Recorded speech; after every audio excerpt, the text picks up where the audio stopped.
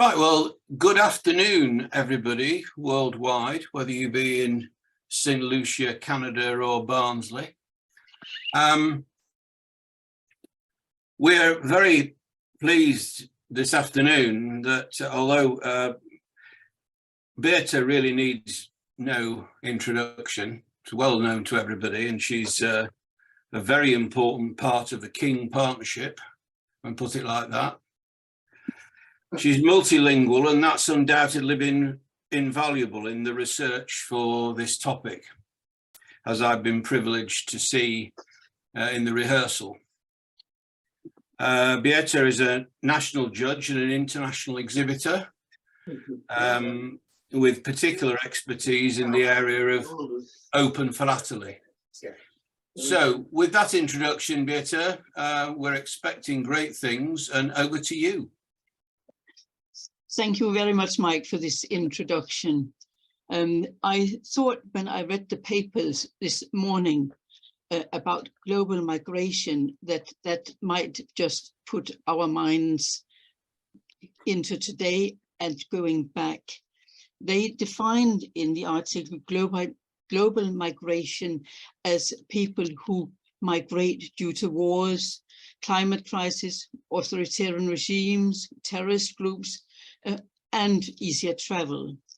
So with that definition, they wrote that global migration into Europe stands at levels not seen since the end of the Second World War. And I thought, well, you know, Second World War, that's exactly what we're going to talk about today. Because we are going back to the end of the Second World War, and it's about the refugee camps in Denmark from 1945 to 49. A little bit of background for those who don't know. Denmark was occupied from the 9th of April 40 until the 5th of May 45. The refugees were arriving in Denmark during the winter of 44 to 45, particularly because Hitler had a decree in February 45, and that is a quote, "In order immediately to relieve the transport situation in the Reich, I decree that the German population who has been moved from the eastern part of the Reich will also be settled in Denmark." And that really meant that a lot of refugees streamed into Denmark. So in May 45, after the liberation in Europe, there were approximately 250,000 German soldiers and 250,000 refugees from different European countries. 1945 to 49 was a long time, we think. Maybe not compared to today, but at that time. So why was that?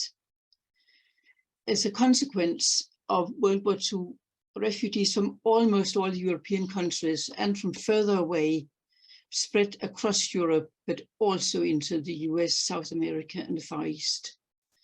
And the story of the refugees in Denmark has parallels in many other countries, which I'll not get into because I've just use Denmark as an example. The reason it took 4 years was very much because as soon as the Second World War finished, the Allied powers were divided. Germany, Britain, France, the USA, and USSR fell out. And they did not immediately wish to accept the 250,000 refugees from Denmark. What I found really interesting was that many refugees wanted to return to the British sector. They did not want to go to the Soviet sector because it was already clear that that was a communist regime that they did not want to go back to, even if they had fled from former Prussia and part of Poland, when Poland had been divided. That's further back in history, as you can see.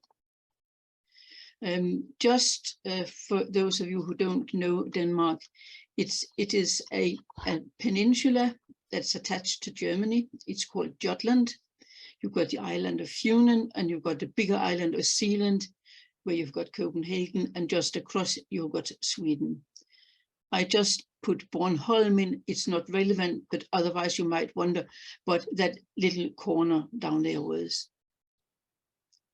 And this is a map that where I've just plotted in the places that I will be mentioning in this presentation. And you can see you've got Copenhagen there with Kastrup Airport. I will mention the islands down here. I mentioned Funen, and then I will look at refugee camps starting in the north of Jutland and moving down from the north to the northwest, to the mid, down to the southwest, and down to the south. So what did Denmark do when there were suddenly 250,000 refugees? They set up a new refugee administration under the Danish Minister of Interior. And the Danish Red Cross, Dansk Røde Kors, was very involved. They looked after all the refugees that were categorized as friendly allies, displaced persons, that was very much non-German refugees. And all the other camps were looked after by Statens Civile Luftværn, a Danish official organization, and they looked after all the German refugees, including those from East Prussia and from the German minority speakers in Ukraine and other Eastern European countries. Dansk Røde Kors used a number of seaside hotels and manor houses, as well as an existing camp near Viborg in central Jutland. And Statens Civile Luftværn initially requisitioned schools, sport halls, public institutions, barracks at airfields previously used by the Germans because they were available until they got more camps established. The largest camps were at Kløvermarken near Copenhagen on the island of Kastrup, and Oksbøl near Esbjerg, in the southwest part of Denmark. They were both at the largest, holding up to 35,000 refugees each. So that was a small town. The organization was obviously also organized from the center. So the official administration was undertaken by a Danish camp commander, somebody who might have been involved in the resistance movement, been in the police force, or perhaps in the armed forces. Guard duties were provided by members of Danish civil defense, and the internal arrangement were organized by the refugees, because among them were a range of professionals, doctors, teachers, builders, etc. And the large camps had hospitals, schools, churches, and workshops. Some even made up and administered their own newspaper, and there were music and theater groups, all depending on the refugees themselves. Refugees in Denmark has been my title, and the aim of the presentation is to simply give an overview of the refugee camps in Denmark. And I'm doing that through mail to and from the camps with some illustrative items and ephemera. And this has been made into an open philately exhibit, as my other exhibits have. But being refugee camp material and being in the 40s, it is very grey, white, grey and black. No colorful material. The mail covers both incoming and outgoing letters, because a number of the envelopes have content which has been very, very helpful in my research, because I've been able to read both the Danish letters and all the German ones that I have got, because it was correspondence between the German refugees and finding their relatives back in Germany. And that's how you kind of can get a real social and human history not just about what it was like in the camps, but also what living conditions were like in Germany in those first years after the end of the war. The material has got hand-stamped censorship markings, and it doesn't make for exciting envelopes, but that is the key sources to where the camps were, what they wrote, and maybe how many there were. And the only camp where we have got exact numbers are from the Augsburg camp, and they are published in my basic reference book, Flygtninge i Danmark, 1945-1949. That's what it looks like, and this is the content. And it has been invaluable for my research, but it's the only book of its kind that exists. And if you look at the content, you can see that the German refugees get pages from 9 to 229, whereas the non-German just have 257 to 287. So it was a vast majority of German refugees. How did they come to Denmark? They arrived by sea. This is an official press photograph, and it shows a river barge from Germany. A number of refugees came on these river barges. They might not have had sea charts or compasses. And the winter 45 to 49 was extremely cold, and there was ice in the Baltic Sea, and they still tried to get across in those. This one arrived in Denmark, but nobody knows how many went down. Of course, you might have heard about the German ship called the Wilhelm Gutloff. It was originally a luxury liner for German officers and their families to have a good holiday under the slogan Kraft durch Freude, strength through joy. And that was used also to take refugees across the Baltic. But in January 45, it left Danzig with over 10,000 refugees and soldiers. And it was torpedoed by a Soviet submarine with 9,343 dead and only 1,239 saved. There were other of these liners, and a number of them were torpedoed by the Soviets. And if anybody is into that kind of literature, Günter Grass, he's a Nobel Prize winner from 1999, and he has written a book exactly about the Wilhelm Gutloff.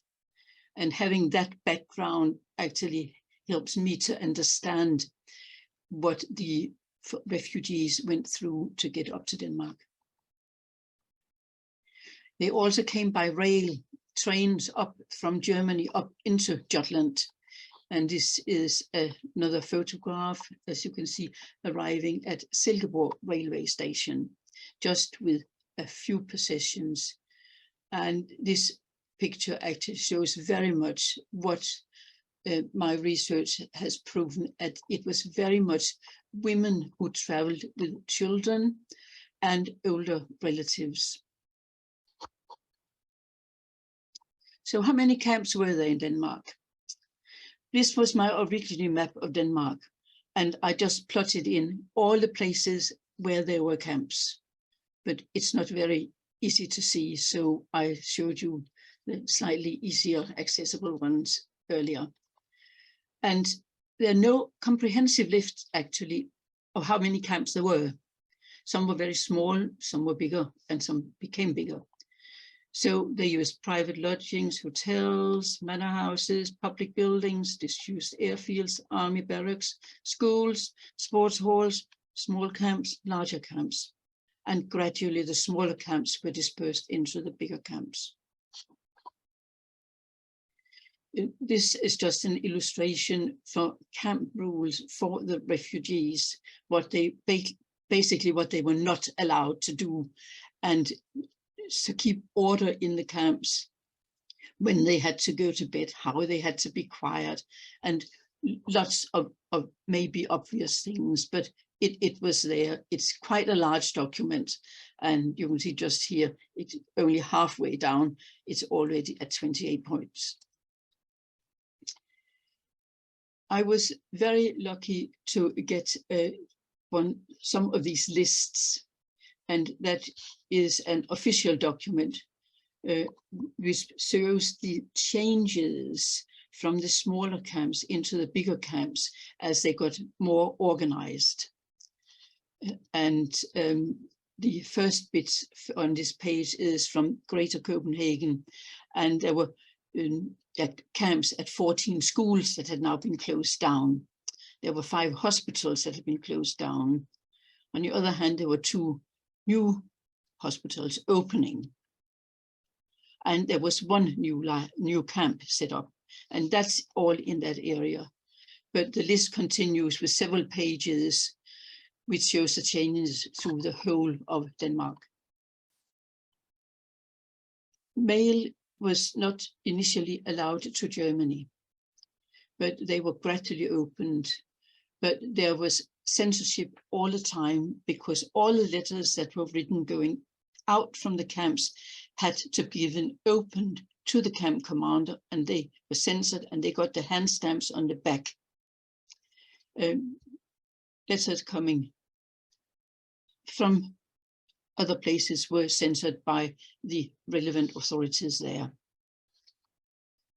In the 4th of April 46, that's almost a year after the end of the war, we had the announcement of the opening of mail to Germany, but just for postcards and letters up to 20 grams, and the international rate of 25 euro and 40 euro respectively.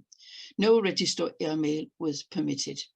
So I don't go into any information about philately and stamps and so on, because these were just the same rates during that period. And here you can see the letters I've been talking about. You can see the hand stamps on all the back of these 3, and I put the dates on, and they are all from June, July 46, because after the refugees were allowed to send letters in April 46, there is a mass of envelopes. Fortunately, only some of them have got contents. But because now they were allowed to write to the German families, to addresses, were they there?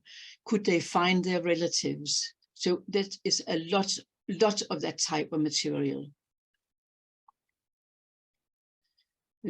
I mentioned the one near Copenhagen called Kløvermarken, the field of clovers. It was not quite as romantic as it sounds. This is a sketch, and all the little white dots are barracks. It illustrates the 950 barracks, including hospitals, schools, workshops, washing and bathing facilities. They had dental clinics, nurseries, churches, sport and leisure facilities. I mean, this was a big camp. It was a town, and they had complete infrastructure with water, sanitation, sewage, electricity, etc. And this is an envelope from that camp. It's one of the censorship markings. And again, this is sent in July 46. By September 46, there were already 17,460 refugees at Kløvermarken. In North Zealand, it's a bit of land north of Copenhagen, were a number of Red Cross camps, and they were looking after all the non-German refugees. This is an almost contemporary postcard showing the hotel. And there's an envelope that was sent to that hotel, and Amazingly, it had a letter from a bank, including a check. And how it has survived, I don't know. It was returned and the check was never cashed. South of Zealand, we've got a little string of islands, Lolland Falster, and there was a camp there. And this is, you can see this is sent from the British zone, and you can see the British censorship markings there into the camp. And here's one coming out of the camp, and you've got the hand stamp there. It was sent in 47, and it actually went to the USA. On Funen, there were a number of different camps. I'm just showing a couple of different hand stamps here. Many of the letters were going to different organizations, but many to the International Red Cross in Geneva when they were trying to find their relatives. There was also a camp in this rather nice place, also on Funen, but that actually housed refugees that were suffering from tuberculosis. And now we start in North Jutland from 47, and it was on the north coast. It was a planned holiday village, but it was quickly adapted, so it housed up to 2,400 refugees up to October 47. And here's from a nearby camp from 46, and 1,400 refugees were there from June 45 until it was cleared in early 47, presumably because they were then moved to bigger camps. Frederikshavn had been very important to the Germans. There was big airfields because it was their supply routes up to Norway. Jutland was very important in that sense, both from trains and airfields to get supplies to Norway. And you can see there by 46, the area around Frederikshavn had 16,500. I should probably say that when we look at numbers of refugees in Europe and other places today, 250,000 might not sound all that much, but the Danish population was only 3.5 million at the time. So it means that the refugee population was about 7%, and that gives a better picture of how much it actually influenced Denmark in those early years after the war. Around Aalborg, there were also a lot of barracks from the German military and their airfields, and they came into operation as soon as the German soldiers had left, which they started doing on the 5th of May 45. They had to down their weapons and they were shown the road south. There you are, walk, if you didn't have any other transport. And there are a number of different hand stamps, both from hospitals and from the different parts where there had been barracks. And that's what these two hand stamps show. And you can see that Aalborg Øst had 2,500, Vesterli had 2,500, Aalborg Øst had 11,500. And then there were hospitals on top of that.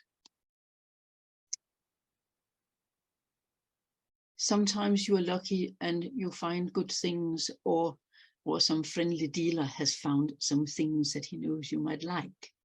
And this is a postcard, and I show the address side and the text. And it's from a Soviet refugee camp or POW camp near Gorky, from a son to his family at the Aalborg Øst camp, because he was in the Soviet camp, and you can see there's a Soviet censorship marking there.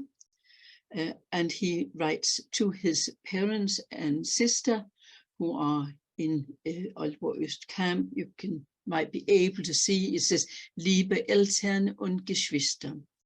He has not received any reply. He is healthy, and he congratulates his father on his birthday and wish the family everything good. And you just think, wow, how did a family get split like that? And did they ever meet again? And we don't know. In northwest Jutland, near a town called Lemvig, there were a twin camp called Rum 1 and Rum 2. And that had also been an airfield. And there are a number of censorship markings there. And the book, Flygtninge i Danmark, which I mentioned was my biggest source, has got some pictures. And I put them in because they actually prove my point that it was very much elderly and children together with their mothers. And in those bigger camps, they were there for up to 5 years.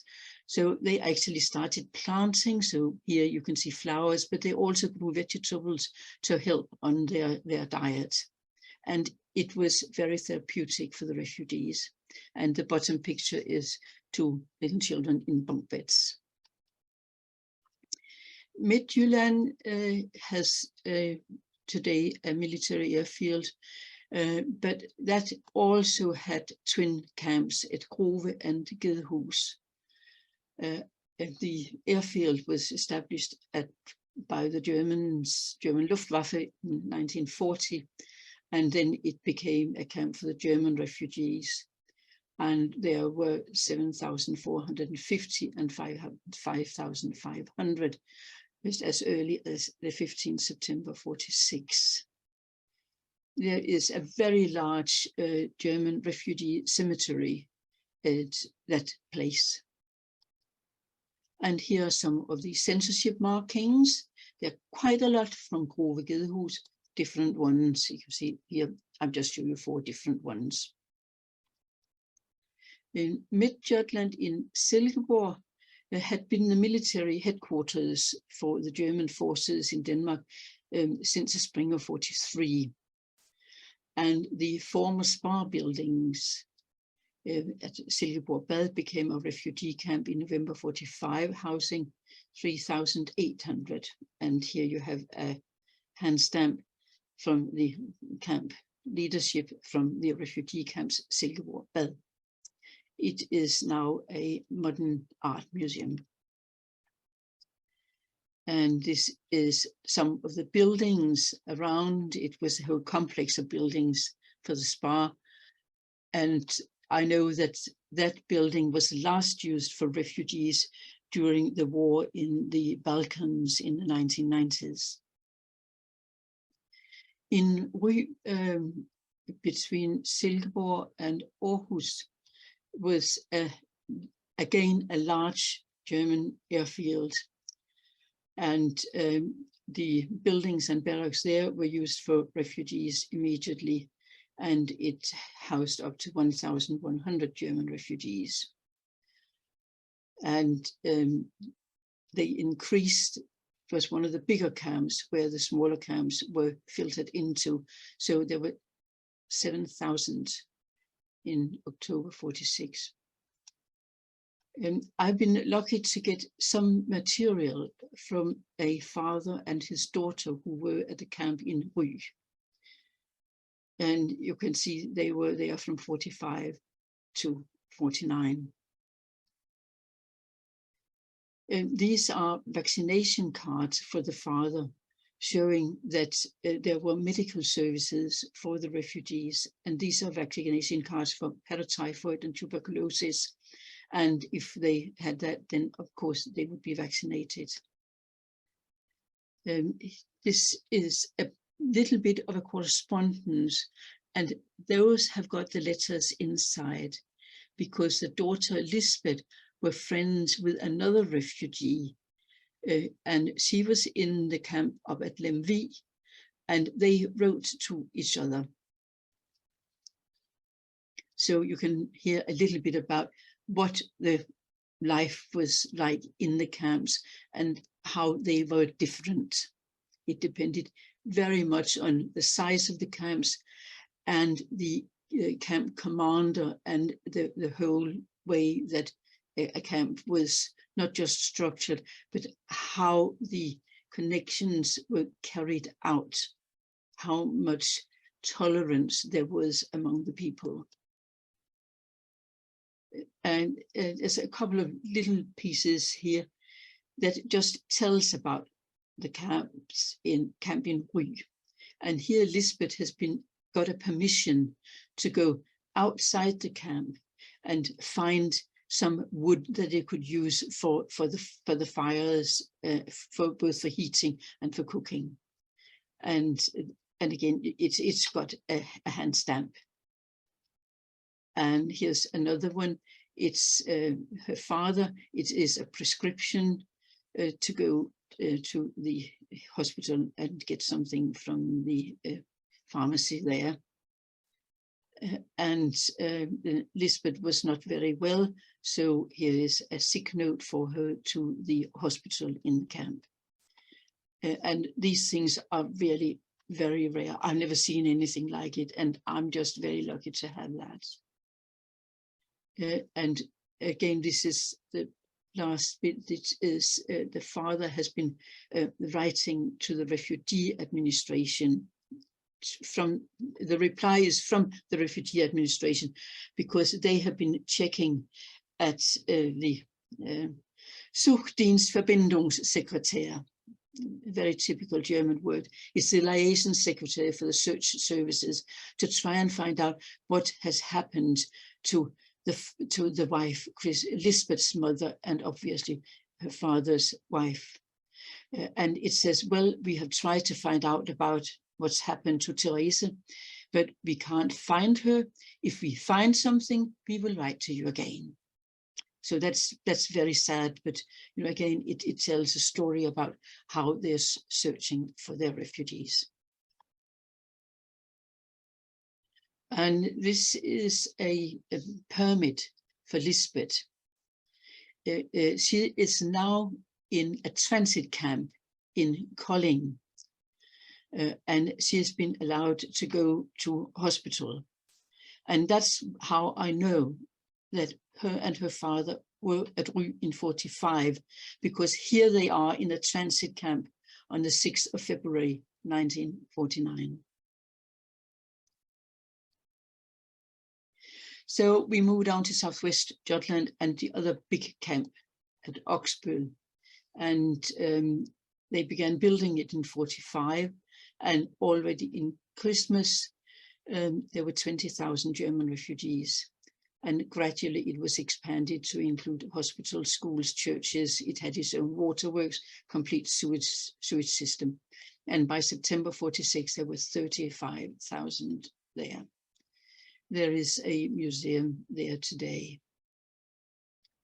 And here are, again, simply different examples of hand stamps.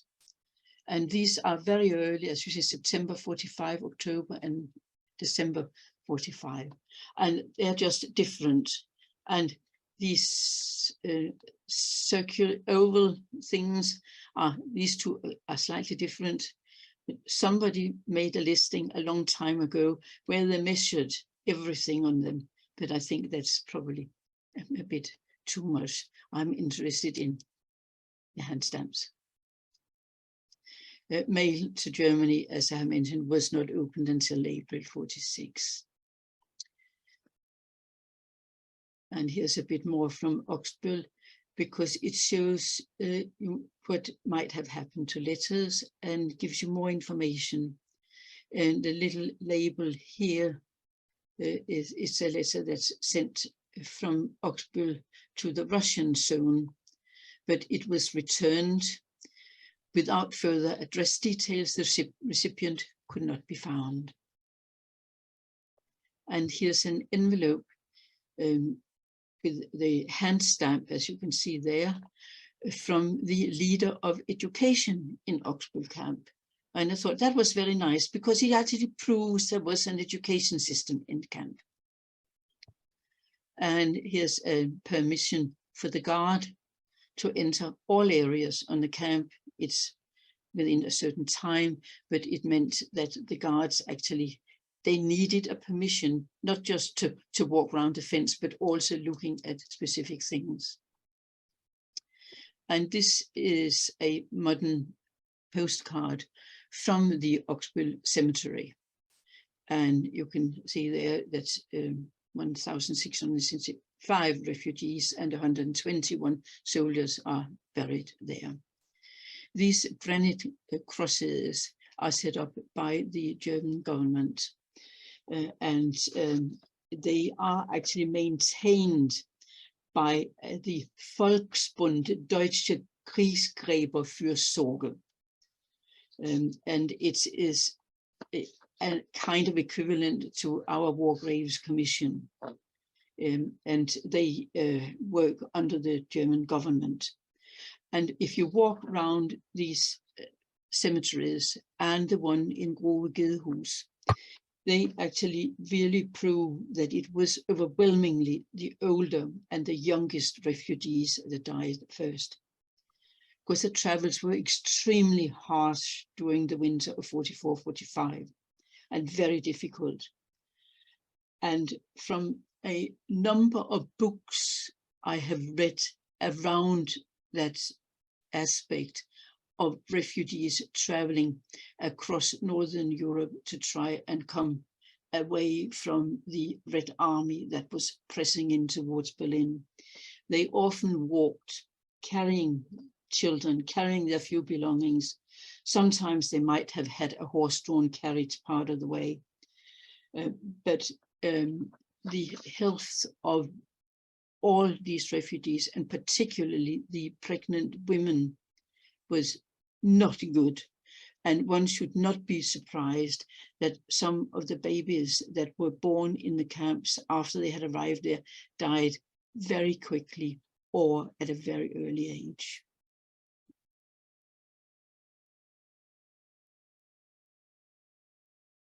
Now, yes, I mentioned that the only camp we have got statistics for on the male is Oksbøl.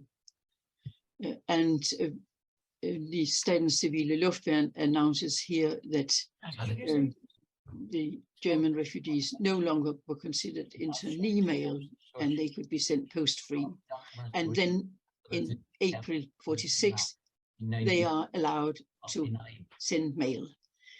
So the statistics from the Oksbøl camp show that almost 2.5 million letters were sent just in the years 46, 47, 48. And there were, as I said, they were allowed to write from one camp to another, as long as it was in Denmark.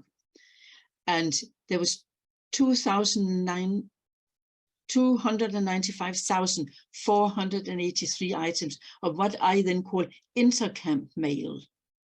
And I think that's very interesting that when the refugees were moved from one camp to another, they kept contact with their friends and wrote to them. There were 244,746 foreign letters, and that did not include letters to Germany, which amounted to close to 2 million. There are no statistics on incoming mail and parcels. And this is a picture from the Danish Royal Library of 2 refugee boys. They had been to the camp office to pick up the mail that had arrived. And as we all know, getting mail when you are in a camp or during war is the most important things for everybody. And in southern Jutland, there were a number of smaller camps. There were a small minority of German speakers, who were there after the plebiscite in 1920. And here I just show examples of some of the smaller camps there. This is a Polish letter from 45. Here's another letter again. You've got the hand stamps there from 46. The Danish Red Cross looked after a camp in Åbenrå, and they wrote to their main office in Copenhagen. And this one I found most interesting. It's from 47. It's sent from Berlin to a German dentist at a small camp near Sønderborg on the island of Als. And you can see here, it's Dr. Friedrich, he's Zahnarzt, he's a dentist. And you've got a date there, and when it arrived, when it left, and it has been forwarded to Oksbøl. So he's obviously moved from this small camp to the bigger camp at Oksbøl. I briefly mentioned transit camps because as the 4 zones opened up to take refugees, and I said most of them wanted to go to the British zone, some went on to the USA, and they came to transit camps in Aarhus on the east coast of Jutland and in Kolding further down on the east coast. And here is a card from one of the transit camps. You can see it there in Kolding, and that's from 47. And here's one from Aarhus, and it again has the censorship markings. And there's the very last item in my exhibits, both the Danish Denmark in the Second World War and this one, because this is produced for children's charity. And it shows a picture of the last German refugee, was an 18-month-old boy, and he was the last one to leave Denmark on the 15th of February 1949. I will just show you again one of my favorite items, because it's the original artwork for a stamp called Refugee 71. And it's designed by Paul Christensen, who has designed several stamps, and obviously it's engraved by Slania. You will not be surprised to know, because he has been engraving so many stamps and a lot for the Scandinavian countries. And there are the 2 stamps that were based on the original artwork.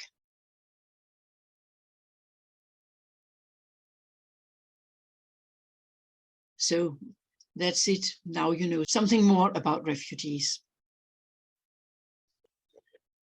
Thank you very much. Really interesting. And the good news is that a few of our friends have got some questions for you.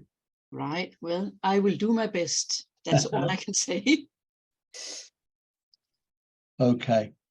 Right. So let me see. I think possibly you at least partly answered this first question, but let's see how we go. Keith Burton has asked, at the start and finish of this period that your talk is relating to, what was the population of the whole of Denmark? So Keith's question is sort of to put this whole thing into context. Yeah, 3.5 million. Yeah. Was the Danish population. Thank you. And Keith then had another one, didn't you, Keith? Yep. Yeah.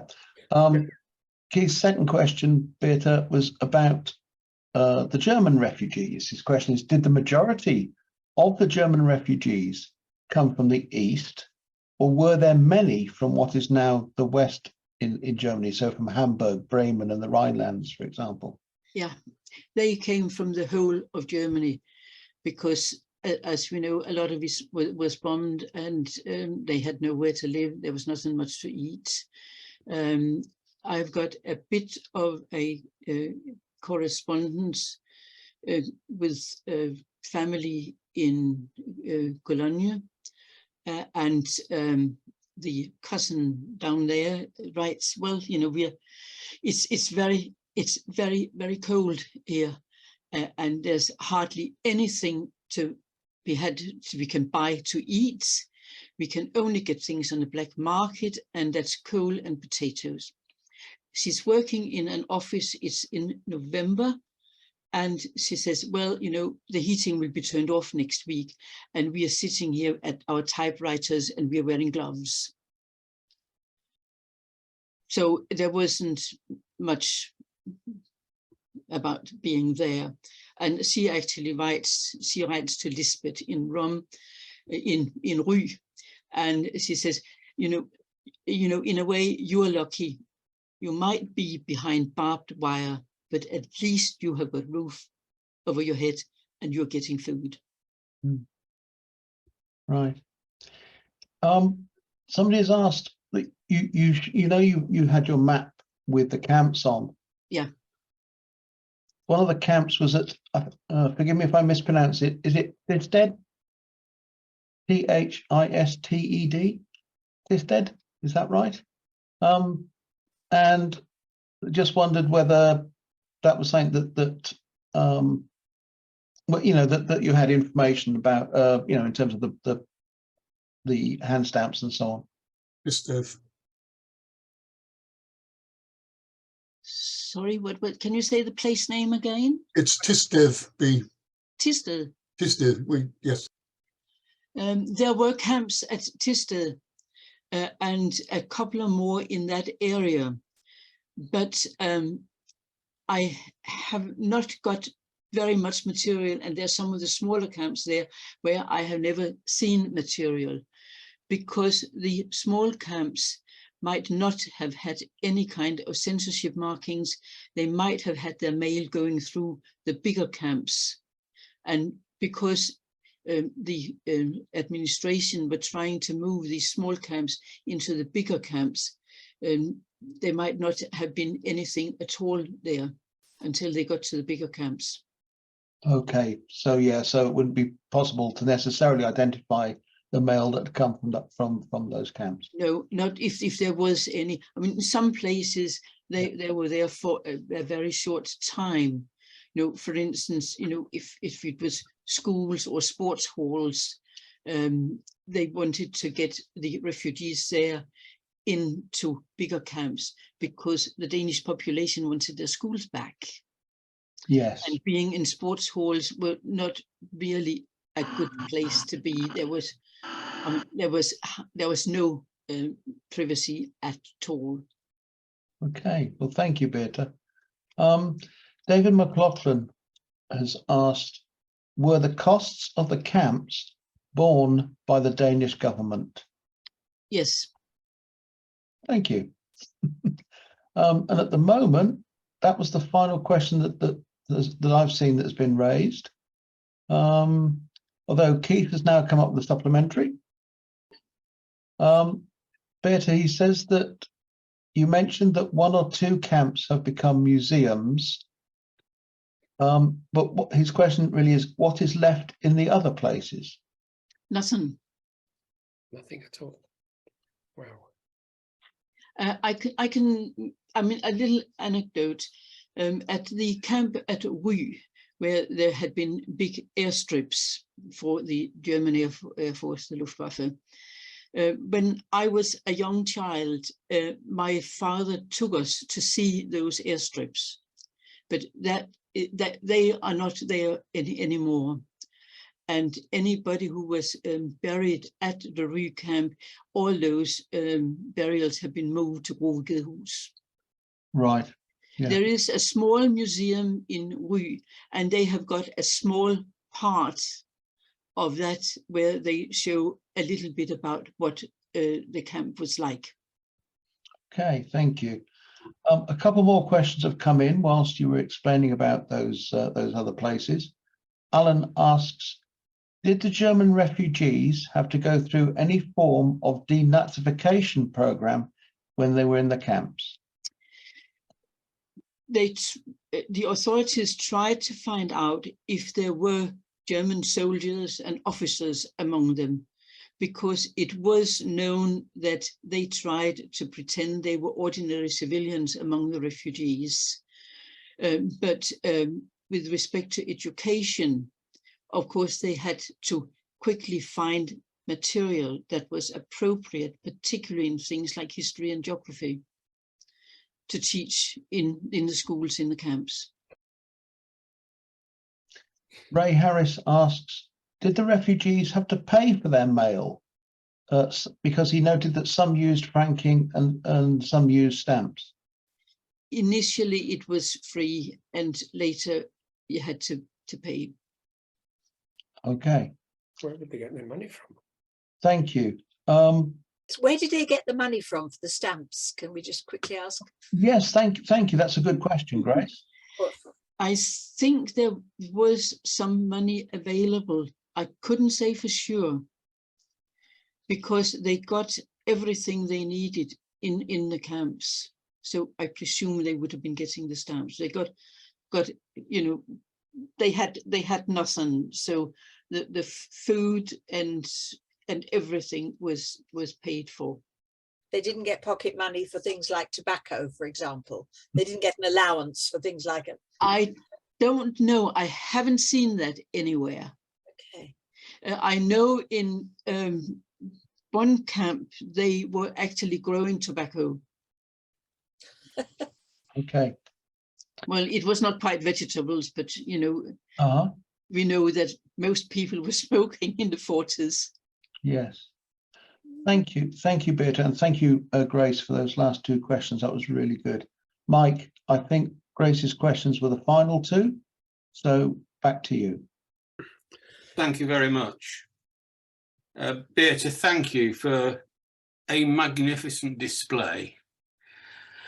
And it's a complex and interesting subject in which social and military history must be understood before you move into postal history. And I think you successfully achieved that very well, actually, in the early part of the presentation. As we expect with your usual very high standards, it was very well researched and very well presented. And you explained to us the processes of registration, distribution of the camps, how they're organised, and how people arrive from by sea and by rail. And this was all backed up by some magnificent, superb examples. I mean, I'd single that one out from the USSR as a notable star item. These were from all the main camps and together with many smaller regional and local camps later on. So thanks very much for a really great display. And thank you for making us think about the refugee situation as it is then and now. So thank you very much. And lastly, I know you are aware that our President Peter Coburn is unable to be with us this afternoon. So I can perhaps go to Mark and we can formally present you with your certificate. We can indeed.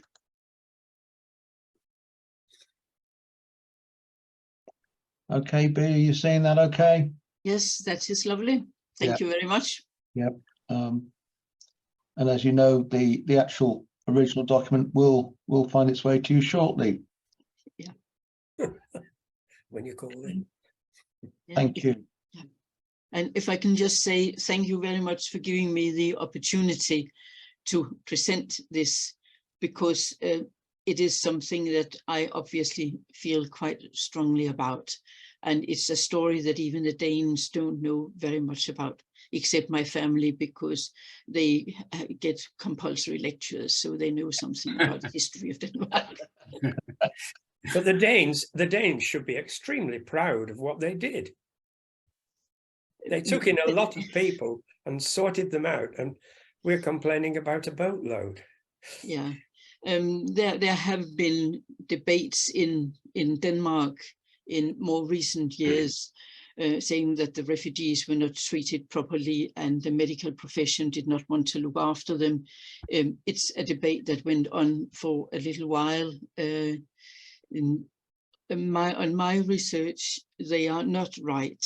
And I have got a thing about people who think they're historians and they judge everything that happened in the past, you know, by today's standards. And Oh, you've yes. always got to look at it to see what it was really like.